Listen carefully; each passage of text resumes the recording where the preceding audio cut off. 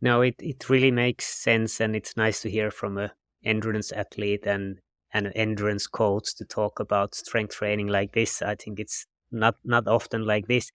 And when you say the maintenance phase that you go light, could you give an example? What is light? What is the repetitions? Do you go all the way to the failure in the sets? And what is a light maintenance phase? Yeah, it would it would be, the idea is, I would say, I want you out of the gym in 30 minutes to the athlete. I would say and I would also tell the athlete, I don't want you to generate any specific fatigue from your strength training. So those are the two things. So you've got a 30-minute limit. So I don't want you resting a lot. And I want you to strength train, but I don't want you to get tired from the strength training.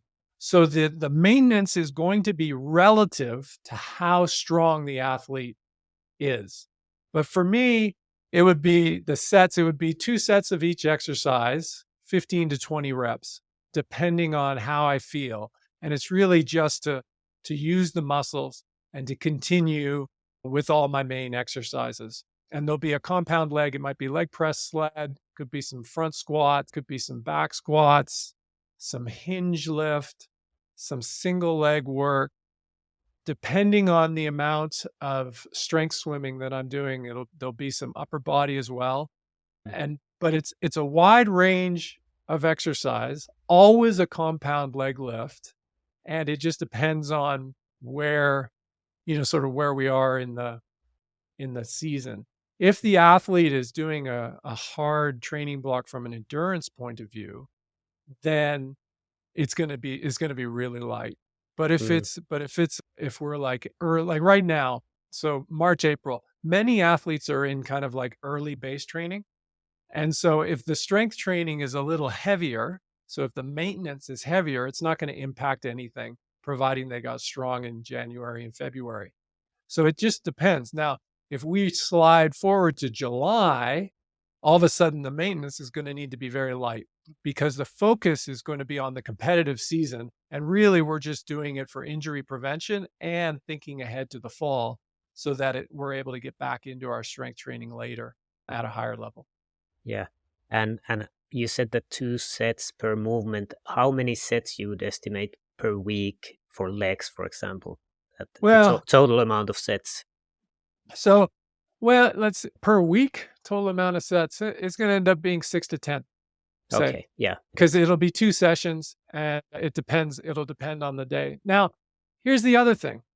Occasionally, if the training, if for whatever reason in the season or something, I do think the occasional session where you go a little heavier is useful for an athlete. I do it myself. So, maybe once a month or twice a month, if I feel like I've got good energy and there's no events coming up, I might go heavier that day and just do a little extra work. But again, I don't want to make myself tired for my other training. You have to set priorities with where you're going to generate the Yeah. fatigue. The nice thing about being consistent with the strength training is 1 or 2 sessions where you go a little heavier, they're not going to generate a whole bunch of soreness. And athletes that are listening, I would say to them, let soreness be your guide. In other words, if you're going light and getting really sore, you might have a strength limiter. And if you're really sore in the 48 hours after you did your strength training, well, either you have a limiter or maybe you went too hard in your session and you need to be considering that. Interesting. And yeah, I've been now going with 20 sets per muscle group per week. Uh, Yeah. and it's very difficult then to do the other trainings that you Well, feel and me horrible. too. I've been there. And that was, the pandemic. I was doing, 3 sessions a week, and each session was 60 to 75 minutes. And I was going heavy, doing a lot of work, a lot of supersets. So I'm not resting. I'm Mm, alternating between upper body and lower body. And I had great results, but I generated a lot of fatigue. mm, I just couldn't do much endurance work. But it was a phase. And I would think, for people that want to mix it up, just think about your year just like the seasons. You're going to have your strength season and your endurance season, and then you're going to have some maintenance seasons where you're just kind of staying in the game and enjoying yourself. So I asked more about the light part, then about the block where you go hard. How many times per week you do the strength training? I think the classic kind of in the strength training literature is that you do 5 trainings per week at least, and the maintenance would be 2 times per week, kind of rough rule of thumb. How much is it for your athletes? I would say 5 challenging sessions every 21 days. Okay, yeah. So it's enough to if what you'll find with an endurance athlete is if they truly go hard, it's a very different type of fatigue for them. Hmm. It's neuromuscular. It's not an endurance fatigue. So it hits them very hard when Mhm. they do it. And even when the soreness is gone, they might still be tired and not realize it. It's almost a bit like sprinting. The Mhm. sprint fatigue is going to be a different type of fatigue. So in order for the athlete to get the most when they are really challenging themselves, in order to get the most out of that, you really want that athlete fresh so that they can really focus on it and do the work, and then mentally they get to absorb the work and recover. And I've found if you do if you do more than 5 of those in a 3-week period with an endurance athlete, they're going to go flat on you. Or what's going to happen is they're going to self-regulate. In other words, they're not going to really go hard. So Mm. it's going to be like, you know what? I got to do this again on Thursday. Maybe I'm not going to go really heavy today. Mm. And so I would rather that we do less sessions, but really hit those sessions hard than do a whole bunch of work, but the work is 85 to 90% as opposed to trying to get some really big numbers up for that athlete. And then, key point for the aging athlete, I mentioned the leg press sled. All your strength gains go away if you hurt yourself. So if you don't have a lifetime background of doing squatting, back squats, and front squats, and deadlift, and good technique, you need to be very careful with the amount of weight that you're going to be putting on your spine. And that's why I like the leg press sled for when someone wants to go very heavy. Mhm. It's much safer than having a ton of weight running down your spine. And that's where I put most of my athletes when it's time for them to go very heavy. And then the other thing I've found after 50 is although my legs are still strong enough to do heavy weights with the back squat, I get joint pain if I start going really heavy with my back squats. And I don't want, I mean, I don't want to be in pain. So I need a change instead of going towards the maximum weight, I have to start adding more reps Mm. and more sets. And I have to change the focus from driving my 1 rep max up towards driving my total work set kilos upwards. And so that's a shift I didn't really when I was 48 I could still put a lot of weight on my back, but as I got past 50 the joint pain started to come in. And this seems to be relatively widespread. So you're going to need to change the way you strength train after 50, most likely. And if you do notice the joint pain, you don't have to deal with it. You just have to change your approach. Still keep doing the work, but don't load yourself quite as heavily. And I think the new literature shows that you can gain muscle mass even with the higher reps if you just go to like go hard enough, go to failure.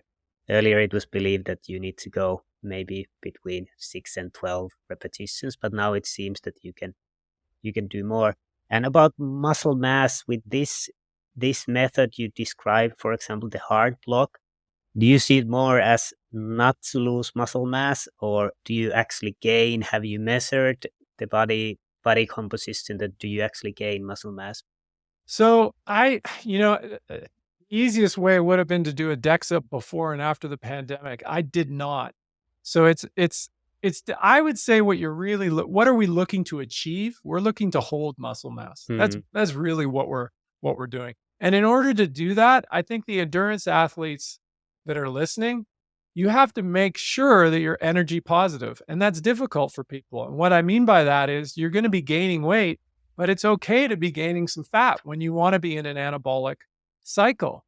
If you're trying to stay particularly lean in this strength phase, you're selling yourself short. You want to give the body plenty of energy so it can adapt to the stress that you're putting on it. And I would argue it goes further too. I would say it's the same when you're focused on your endurance training, your base training. Most your year, you need to be sure that you're fueling appropriately so that you can recover, because recovery is a big limiter for the over 40 athlete. And if you're going to challenge your recovery by having these chronic energy deficits because you're always trying to get lean, you're going to be holding yourself back from your gains. And it's a big thing in our demographic. yeah. And how do you see, like you said, that it's all right, the fat mass to go up when you're doing this strength block? Do you see that also for other reasons, maybe for hormonal function, you should have higher fat Yeah. mass certain parts of the year? How long you would recommend it? What do you consider as too low for men and women, and so on? Yeah. Okay. So that is a great topic. There's a lot of, well, let's talk a bit about the limit. Each athlete will have a limit. And what I mean by the limit is it's a limit for the amount of stress that they can handle in their life. And let's describe stress as all forms of life stress. So, an energy deficit and being lean is a form of stress. So to the extent that we are trying to be very lean for our frame, so there's different frame sizes of athletes. If we are trying to be very lean, we are creating a non-specific form of stress. So there are benefits to being lean, particularly in weight-bearing sports, going uphill, running. But there's also a stress associated with that.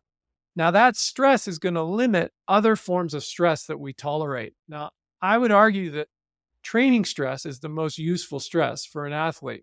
So you need to trade off. So there's a point at which we're going to be too lean and it's going to be costing us training stress. We're going to have to train less because we're not going to be able to recover. Now, how are we going to know that we're too light? Well, there's the classic, our sleep is going to get disrupted.